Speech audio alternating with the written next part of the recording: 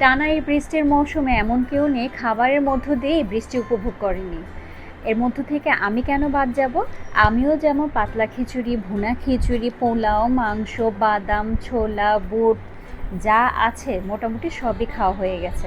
তো হঠাৎই মনে হলো আজকে কেননা একটু স্যুপ টাইপ অফ কোনো কিছু খাই, আর স্যুপটা একটু ডিফারেন্ট কোনো কিছু হলে খারাপ হবে না। ঠিক তখনই জিরোর স্পেশাল শেপ দিয়ে বানিয়ে নিয়ে এসেছি অক্সটেল স্যুপ। জানি না তোমরা কখনো এটা টেস্ট করেছো কিনা, কোনো সময় ট্রাই করেছো কিনা। এটা কিন্তু খুব হেলদি।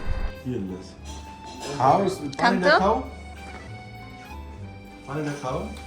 লেজটা এটা লেজ না, এই যে কি যে মজা এটা।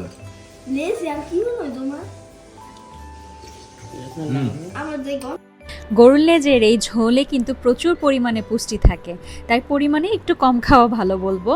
যদিও মজার কারণে কম খাওয়া যায় না।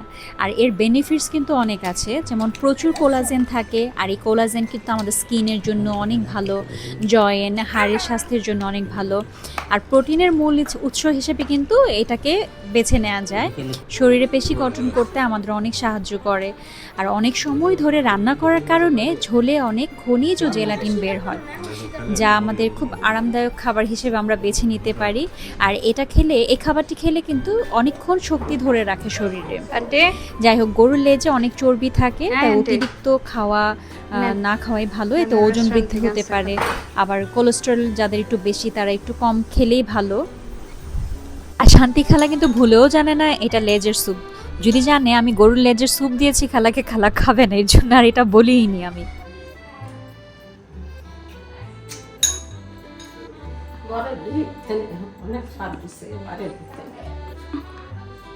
গরুর লেজের স্যুপকে সে নেহারি মনে করে আন্দাজেই খেয়ে বলছে খুব মজা হয়েছে।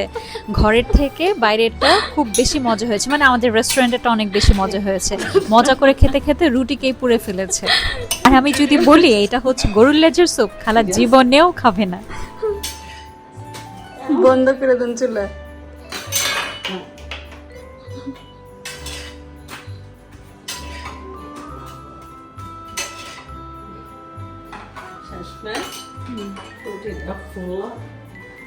শান্তি খালাও যদি এই লেজের স্যুপকে নেহারি মনে করে এত স্বাদ নিয়ে সে খেতে পারে, তোমরা কেন বসে থাকবে? এই বৃষ্টির দিনে এই স্যুপটা অবশ্যই ট্রাই করবে এবং আমাকে জানাবে লেজের স্যুপ খেয়ে তোমাদের কেমন ফিল হয়েছে। আল্লাহ হাফেজ।